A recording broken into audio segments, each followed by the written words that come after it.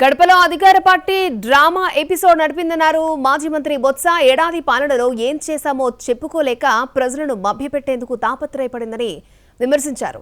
సొల్లు కబుర్లు, ఆత్మస్తుతి, పరనిందకు మహానాడు పరిమితమైందన్నారు బొత్స. సేపు ఆడిపోసుకుని ఆత్మస్తుతి పరనింద అనే సామెతగా వాళ్ళు వచ్చి పోడుకుంటూ ఎంతసేపు వైసీపీ పార్టీని, జగన్మోహన్ రెడ్డి గారిని, అందులో ఉన్న నాయకుల్ని మరి వాళ్ళని కించపరుస్తూ స్థాయి లేని సభ్యత లేకుండా వారు మాట్లాడిన భాష రాష్ట్ర ప్రధాని అంతా కూడా చూశారు. ఎంతసేపు